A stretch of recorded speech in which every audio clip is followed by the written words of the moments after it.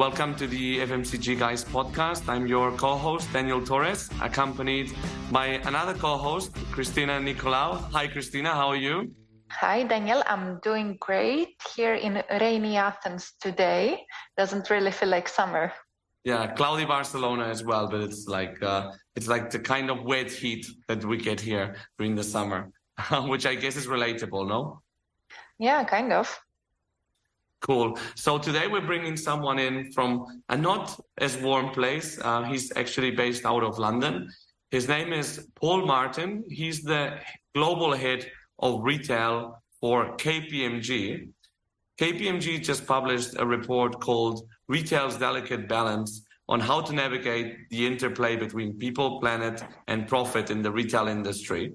He's just coming back also from the Consumer Goods Forum in Kyoto. So with him, we want to go through what was the talk of the town there in Kyoto, and also through KPMG's report of the main trends happening in FMCG. And we're going to talk about a very interesting concept they mentioned, which is the 3 Ps as opposed to the 4 Ps.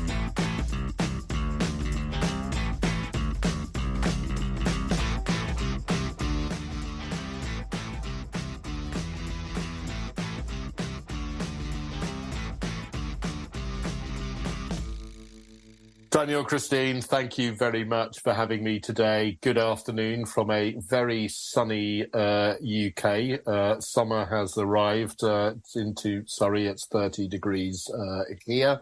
My name is Paul Martin. I am KPMG's global and UK head of retail. I have the great privilege to look after our global practice in this exciting sector. It's an exceptionally important part of our organisation. We generate about $2 billion of fees from the retail sector globally across our 4 key go-to-market propositions: audit, tax, deals, and consulting. I am a consulting partner by background, but I do sit across all of our service lines. By way of further introduction, I chair the UK Retail Think Tank. I chair the European Retail Think Tank. I teach at a number of business schools, retail best practice, and I am very, very lucky to work with many of the world's largest retailers, potentially explaining the background that I also used to have a proper job. I worked in retail, I worked in stores, I worked in buying and merchandising, and ended up in strategy. That potentially explains what I do today. Fantastic. And what a background, Paul. Like, we're really lucky to have you today to have a discussion more on retail. But we certainly get also from the numbers and from all the things that we're doing why it's such an important part, let's say, of KPMG. But you also said that it's an exciting sector. So what is it that you like personally more about working with retail and consumer goods? It's a great question, Christine, and I think it's quite simple to explain. Retail is, in many countries around the world, the most important private sector employer, generating a significant contribution to just about every country's GDP. And of course, it defines what we eat, what we wear, what we have in our houses. So it's a really tangible sector. Look, there's lots and lots of really exciting industries out there, but retail is just something we can all touch and feel. Sometimes I say it's a bit like the England football manager's job. Everybody has an opinion how to do it perfectly because we all go shopping. But the reality is, behind the scenes, it's a little more complicated than that. Yeah, I think that this tangibility aspect is something that us that work in the industry or around it really like, right? Because a lot of people that I know that are, that I know through my day job that are FMCG executives that go into B2B, that's something they really miss and what makes them go back to the industry eventually. Absolutely. Also the reactions, like having worked in really big household brands, it's really easy to explain what I do, right? And it also helps you feel that sense of pride when you say, I work for this brand that every one of you have at least heard of or already have in your houses. So I completely get what you're saying, Paul. No, that's great to hear. And completely agree, Daniel, that tangibility point is really, really key. It does bring some dangers when you suddenly have opinions about handbags or dresses and contradict your wife. That doesn't always lead to the easiest conversations at home, but being the male in our household, I do the majority of the shopping, which of course is unsurprisingly connected with my job. Yeah, exactly. I have to say I've always had a bias of like wanting to go to supermarkets whenever I travel, even when I was a kid. But Paul, talking about traveling, I just saw that you came back from the Consumer Goods Forum in Kyoto. Lucky you. How was that? What was the talk of the town there? It was great to be in Japan last week. It was a bit of a flying visit, so 3 days in and out, a long way to go from the UK. But I've been an attendee of the Consumer Goods Forum for nearly 20 years now. And for those of you that don't know the event, it is the largest global gathering of senior FMCG and retail executives, a real meeting of some of the most brilliant minds in the sector to really address some of the big themes of the industry.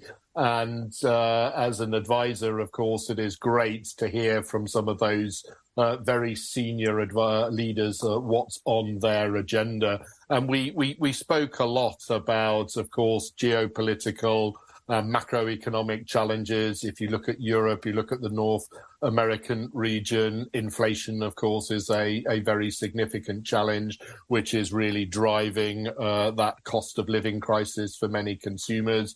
We're also seeing, and very prevalent in some of the Far Eastern markets, the growth of platforms, which is putting pressure on some of the traditional business models. Yes, we have seen a bounce back of the physical store post-COVID, but we are also seeing that evolution of business models towards a true omni-channel approach, irrelevant of which category you're trading in. The other sort of key topic was around the people agenda. How do you find the right people, both from a front office, but also from a head office or back office perspective? So attracting, retaining and incentivizing colleagues was a really, really big topic from a talent agenda perspective. And then the elephant in the room, of course, is climate change, sustainability. Yes, you could argue in times of macro and geopolitical tensions, that sort of goes to the afterthought. But I would argue that retail being such an important industry in feeding and clothing the planet has a major role to play in the sustainability discussion. So that was top of agenda in Kyoto last week. Any key learnings that you took away, something that you didn't know, that you were like, oh, wow?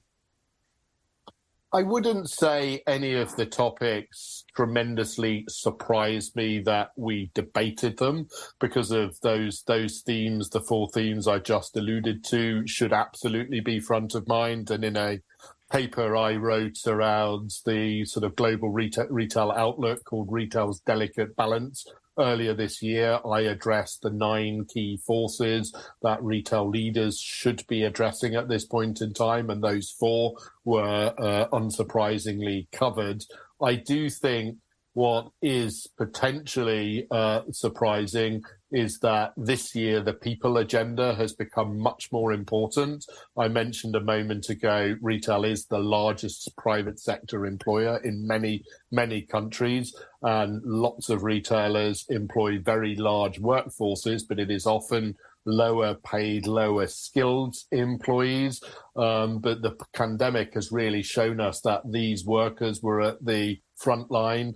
They were really called upon to stay open, feed countries during the pandemic. While lots of us worked from home, they couldn't. They had to be in stores. And I think leaders have realized how important that asset is and how much more they need to do to really attract and retain that talent. So that was really good to hear, the importance of people in that specific agenda.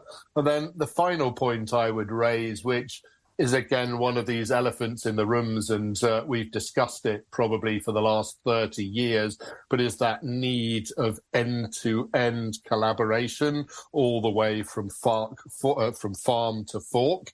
If you look at, and this is one of my hypotheses, if you look at a sector like retail and FMCG, where the largest proportion of the margin pool sits in the middle, as in the FMCG manufacturers make significantly more profit than the retailers or the agribusiness and ingredient manufacturers, there is sometimes less interest to collaborate upstream and downstream. But if you think of the ecosystem and the explosion of input costs over the last years, the industry as a whole, looking at the entirety of the value chain, has to collaborate much, much better. And again, that was a key topic that was raised on stage in Kyoto. That's very interesting, actually, Paul. And just on that part of the end-to-end collaboration, do you think that the weight should be on capabilities, on education, or like infrastructure? What is it, the one thing that would step change how we operate towards being collaborating end-to-end, as you put it? It is, as I highlighted, this is not a new topic, and we've been discussing it for 30 years. Hence, it's not an easy sort of topic to get right. It's pretty complex, and I would argue there are three key dimensions that need to be looked at. There is a people agenda, there is a process, and there is a technology agenda, and those three forces really need to form a trinity of harmony to work together. And the title of the conference in Kyoto was Harmony During Times of Turmoil. So that word harmony, I think, is going to have to become increasingly important across the value chain, arguing about who owns the data, who owns the customer, who owns the margin, is very prevalent in the industry, but it will lead to a lose-lose situation. Globally, retail has lost 50% of its profitability in the last 10 years. If you look at very mature markets like the UK, like the United States, that number is higher. And if we don't get that collaboration, the runway specifically at the tip of the spear, which happen to be the retailers, will run out. And we will see financial distress in those businesses if we cannot collaborate. And I guess it is about changing our ways of thinking and ways of working to be able to evolve alongside those new patterns. And let me just go back to the report that you mentioned, the Retail's Delicate Balance, which I found very interesting to read. And there you argue that, you know, we are all familiar with the 4 Ps of marketing, what has been the retail landscape for many years, talking about our product, how we place it, how we price it, what kind of promotions we run. And now we see that there is a new framework, let's say, called, we might call it like the 3 Ps, as you said in that report, which is all about the people, which is quite prominent, let's say, topic coming also from the Kyoto conversations, the planet, and also the profit. As you mentioned, profitability is being lost in the retail sector. So can you tell us a little bit more about the thinking behind this transition from the 4 Ps of the past to the 3 Ps of the future of retail? Yeah, absolutely. I mean, look, the 4 Ps of marketing you referenced, they absolutely still hold true. But I would argue they are a subset of the 3 Ps, and they are actually also 4 Ps, as I'll explain in a moment.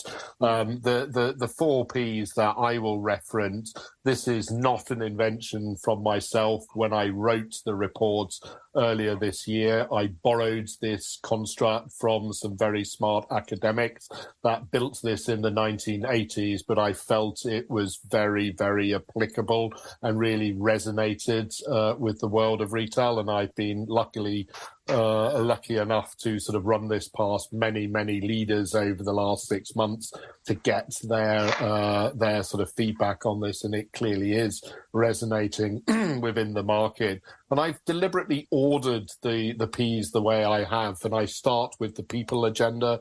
As I explained a few moments ago, I think this topic has skyrocketed from a topic to a top 3 topic in the last couple of months. And within the people P, you have employees as one cohort, you have the customer, and then, of course, you have other stakeholders like regulators and shareholders. So 3 really important cohorts of individuals that, as a business, you truly need to understand, arguably for slightly different reasons, but they will all have a major influence on your business. The planet agenda, again, I highlighted as one of the main themes in Kyoto, and in times of turmoil, it is quite easy to put the sustainability agenda to the back queue and question the affordability whilst you're protecting your margin. But the accountability of the industry as a very significant producer of carbon emissions cannot allow that. And as we all know, we only have one planet. And if we don't act now, then the future of that planet, not for us, but for generations to come, is increasingly in jeopardy. But you can only really drive a sound people and planet agenda if you are profitable. You have to be able to afford it. Hence the profitability agenda, specifically around margin protection, around growth and innovation, has to also remain top of mind. The challenge here for many leaders is these 9 disparate topics do at times seem as if they are conflicting and potentially pulling in the opposite direction.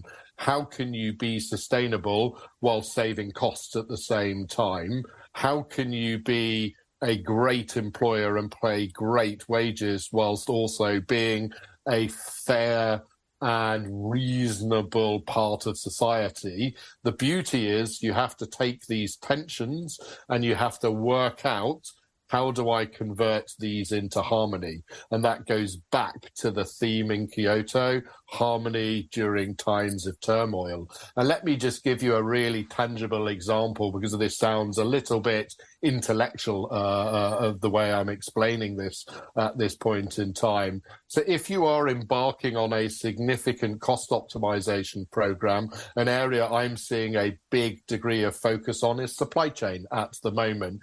Organizations are questioning far-shore sourcing. They're questioning, due to geopolitical tensions, the validity of buying lots of products thousands of miles away from home, putting it on shipping containers, sending it to the various locations to sell, bringing it through customs borders. It's a pretty complex and expensive undertaking.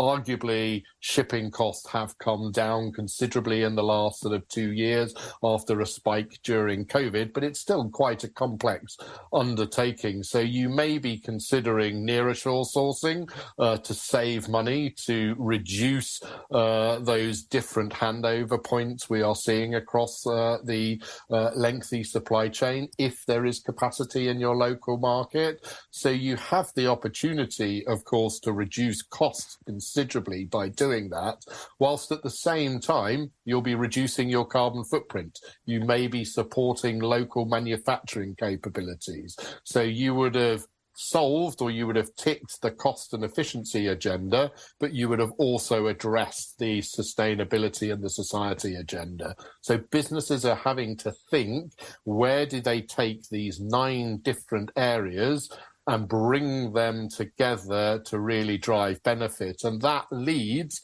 to the final P, which is purpose. Because if you can do that, you showcase you are an organization that has purpose, as businesses today have to stand for more than just making a profit. Yeah.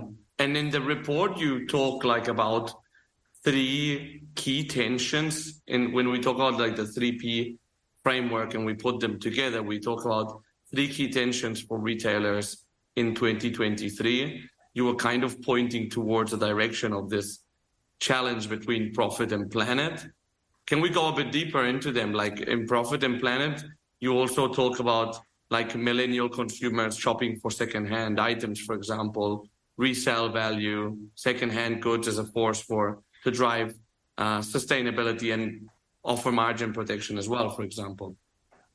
No, you're spot on, Daniel. Look, in the report, we describe 3 tensions coming out of this framework as an example. There are many, many more tensions. I spend a large proportion of my time with our senior clients around the world, looking at these tensions and trying to convert tensions into harmony. But of course, that sustainability and that profit example you alluded to is always a really, really key example and top of mind for very many executives. And I mentioned the supply chain angle, but another really important angle is potentially the overconsumption we have experienced in many Western markets over recent years. There are some pretty frightening stats around food waste or the amount of apparel that gets produced but actually ends in landfill before it is even sold. And that, of course, is becoming an increasingly important point for consumers when they are making a decision about purchasing.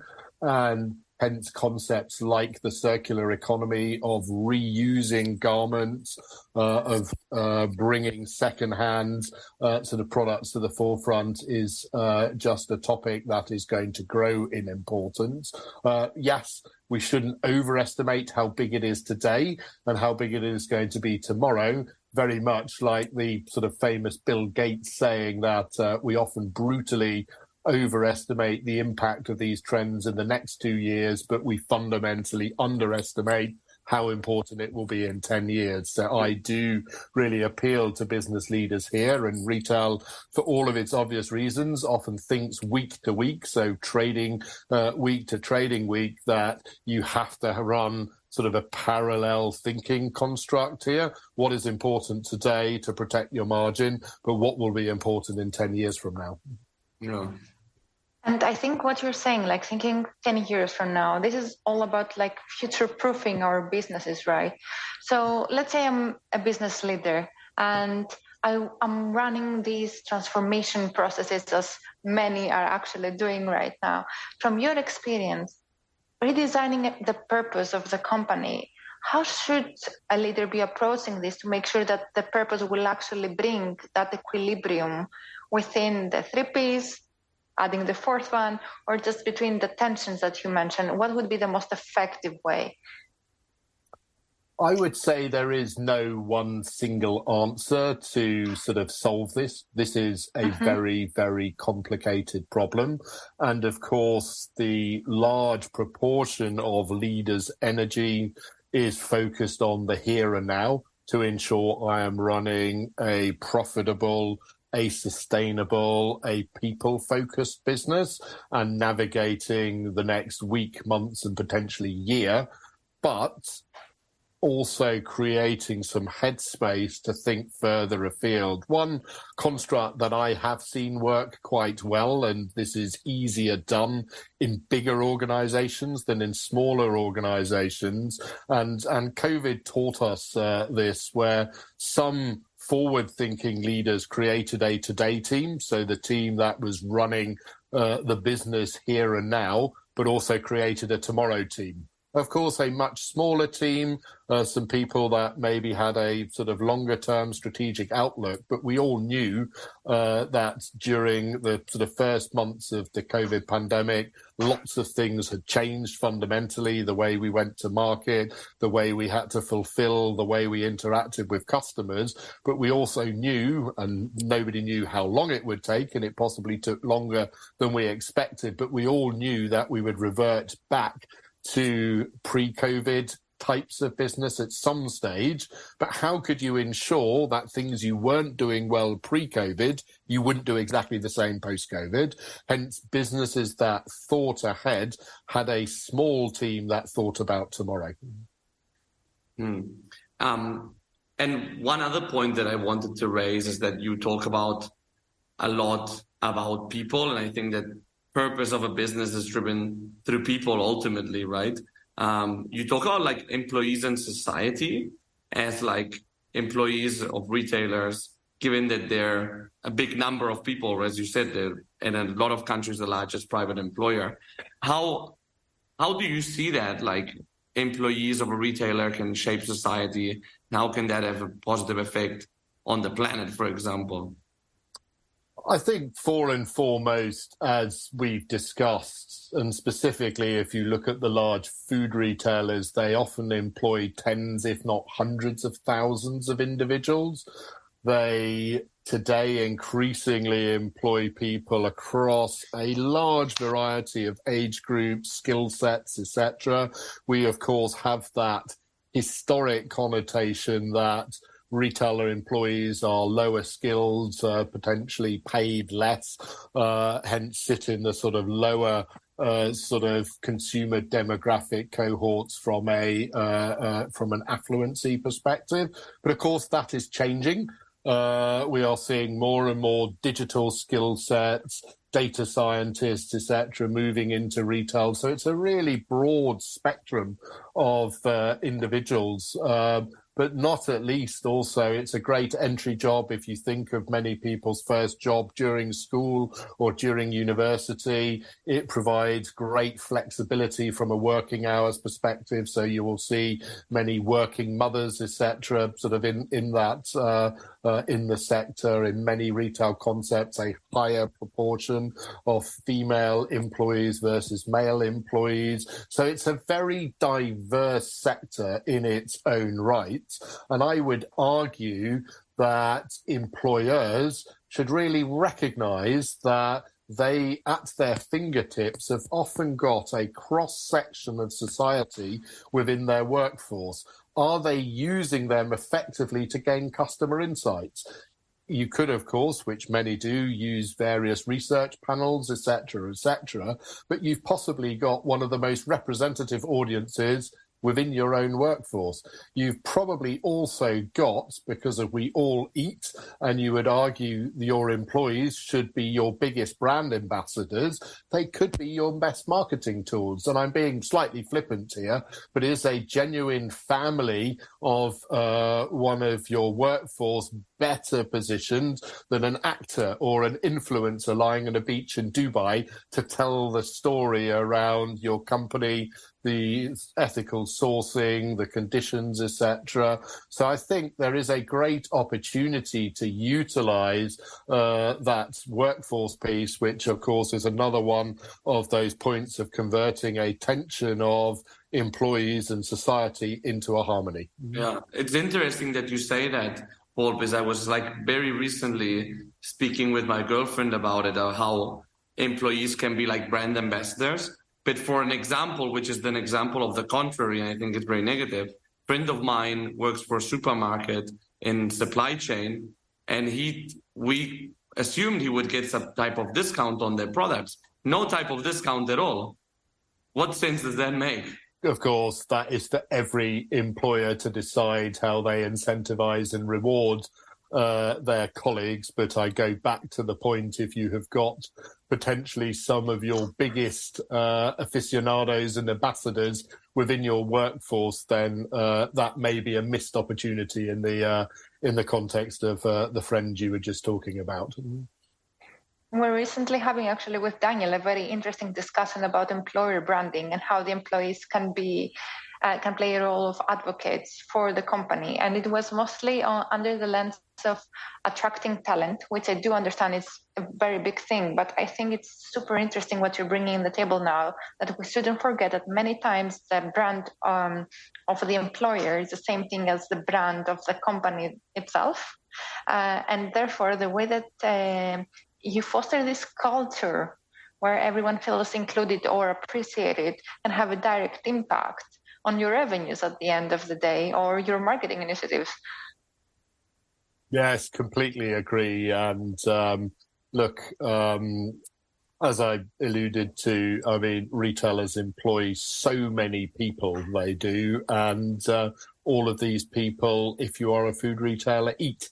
And of course, you would hope that they use your organization as an employee to buy their food. And if they don't, is a great opportunity to understand why not. That may help you in your strategic thinking of solving some of the challenges you may or may not have. Yeah. And talking about people, by the way, like people are obviously a great asset, but they're also a cost for retail organizations. And we've seen a high degree of not so high actually, but some degree of machines in store, like self-checkout, et cetera. How do you see that evolution of people as an asset, people as a cost center, and the omni-channel implementation in store? Yeah, it is a very emotional topic, and in times of financial distress, it is often the easiest answer to cut headcount. What we generally see in my line of work when we assess cost bases, and you're right, sort of people costs are normally 6 to 12% of the cost on a P&L, and they are normally or often the easiest assets to reduce, and we've seen plenty of examples of that happen over recent years.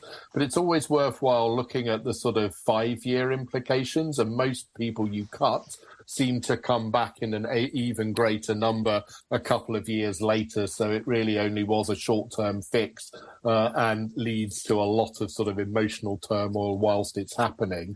But what I do think is actually more important in this context is to have a very constructive conversation around where does your human capital, as in your employees, really generate a competitive advantage in your organization. And you could argue that great service within store is a real competitive advantage to e-commerce, for example. So this is where you should be investing in learning and development. But then there are other tasks, if you think of checkouts, if you think of distribution centers, where purely from a health and safety of carrying heavy boxes, or where you think of the speed you could actually check out consumers at one of those bottlenecks at the checkout, this is where automation absolutely makes sense. So you have to find that balance between where does the human add value to where can machines actually sort of duplicate that human effort and make efficiency sort of more prevalent. And the reality here is, of course, it's a blend. So in an ideal world, you want to put great technology into the hands of humans to make things more efficient and more productive. This is not about machines replacing humans. And at the end of the day, it's all about creating great experiences for your consumers, right? And it is them that you have to solve for. How can you create more value for them? And it will be ultimately a blend depending on the type of experience that they are looking for to make you a favorite amongst the offers.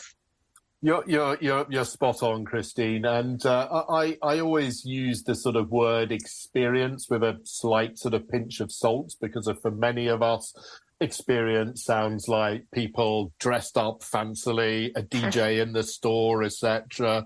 The real importance here, and this is, of course, my second point under the people P, is, of course, the customer or consumers, whichever sort of iteration you want to choose.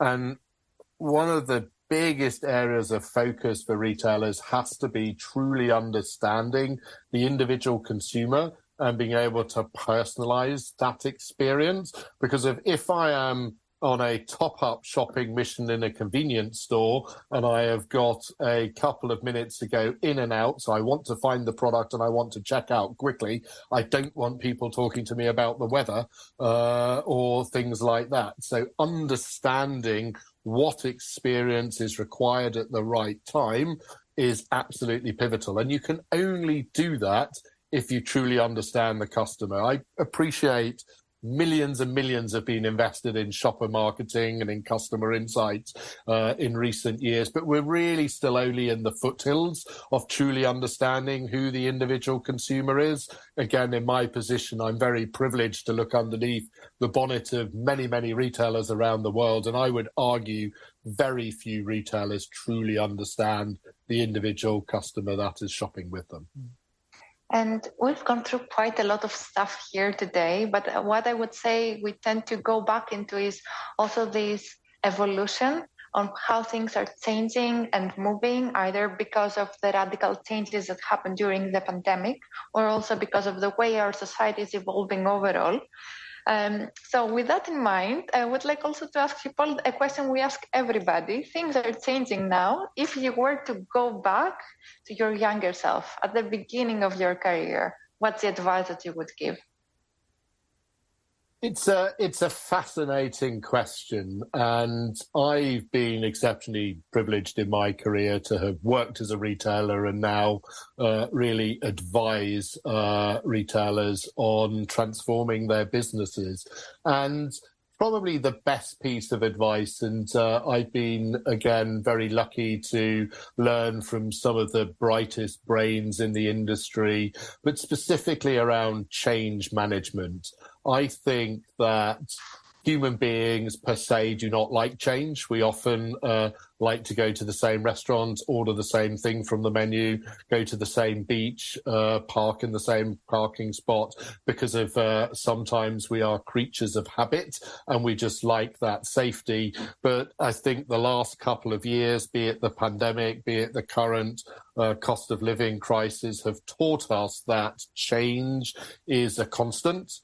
I would always describe it's a little bit like painting the Golden Gate Bridge in San Francisco. Apparently, it takes 2 years to paint the bridge, and the day you finish, guess what? You have to go to the beginning and start again. So it's constant change to make sure that that brilliant structure remains intact. But we often think, and this is the big piece of advice, we often think that the answer to change is rational. It actually isn't. I believe, and I am quoting some very, very famous professors who have done a lot of research around this, John Cotter being one of those, who will say only 30% of change is really explained through the rational decision making, which of course is something my line of profession does a lot. We will write down on PowerPoint slides what the business plan is, what the operating model is, what the business case is. But 70%, and the biggest sort of component that drives success, is political and emotional. So how do you really ensure you take your stakeholders on the journey with you? Because the people will be worried about their job. They'll be worried about their position in the company. They'll be worried about what it means for them. And most large change journeys fail if that 70% has not been emphasized enough. It's very similar with large IT transformation projects. We often think you buy a new piece of kit, as in software or hardware, and it will solve all the problems. But actually, if you're budgeting for a big IT transformation, 1/3 should be for the kit, 2/3 should be for that business change management. Because if you can't expect plugging something in and then everybody magically suddenly doing things differently. So that's probably my biggest learning, but that's also something I brutally underestimated at the beginning of my career, because I thought a sound business case and everybody would be persuaded and you would do it. But that often isn't the case. Change is rational. It actually isn't. I believe, and I am quoting some very, very famous professors who have done a lot of research around this, John Cotter being one of those, who will say only 30% of change is really explained through the rational decision making, which of course is something my line of profession does a lot. We will write down on PowerPoint slides what the business plan is, what the operating model is, what the business case is.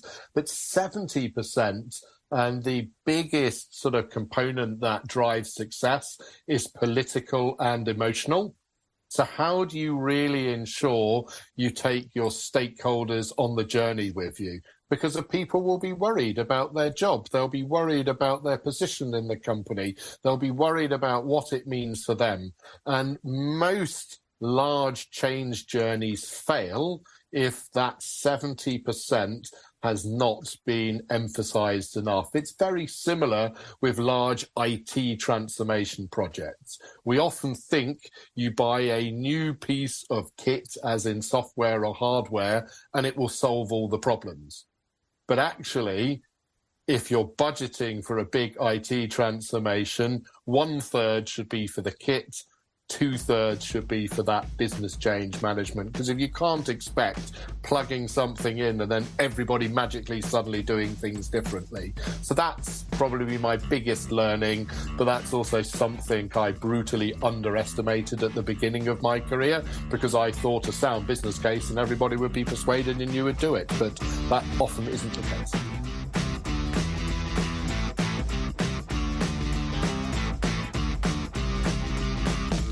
This was Paul Martin, Global Retail Lead at KPMG.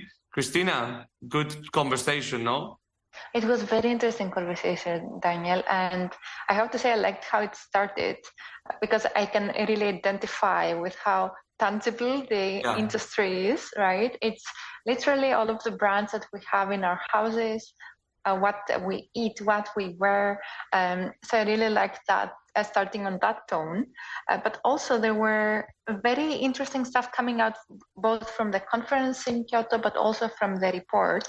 And I would say that probably the aha moment for most companies is how big of a theme people is. Yeah, absolutely. Because I think there's a lot of stuff around them. I mean, they're the ones that ultimately execute and drive purpose, but they're also like your workforce ultimately.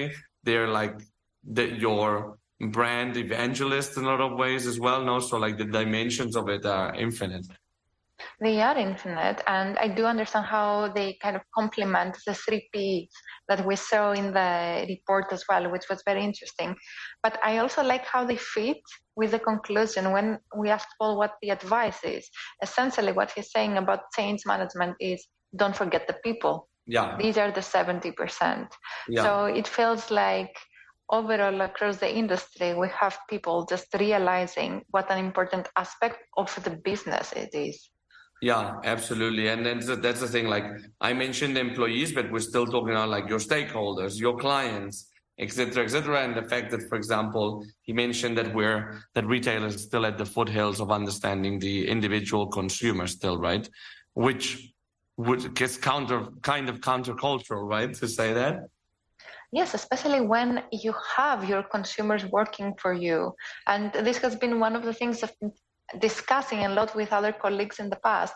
When you have thousands of people working for you, isn't this your focus group instead of paying for like a 500 people focus group?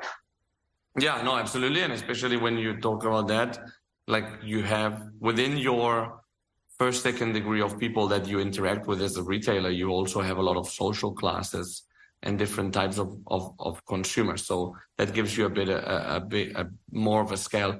One other concept, Christina, I wanted to ask you about that you mentioned that I thought was fascinating and would definitely be for a whole other episode is the harmony aspect when it comes to like the end-to-end and companies working together.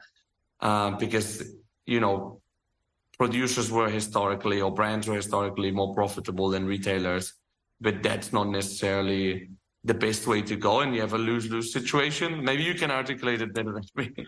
Yeah, I think it's just this understanding of us realizing that we are not alone, like the landscape we operate in matters, and the landscape is being influenced by the other players, them being an extension of our organization, a system we collaborate with, or even our competitors.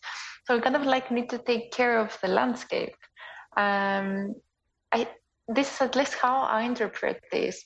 And I completely agree that this is something that companies cannot overlook anymore. Yeah. You cannot just be fighting for greater profits at the expense of the system that kind of saves your business as a whole. Yeah, no, absolutely. It would be interesting to see how that evolves, and then we're going to see more integrated, like vertically integrated brands and retailers. It's going to be an interesting one. Well, this was a good chat. Thanks, Christina, again. Thanks to our listeners for listening in.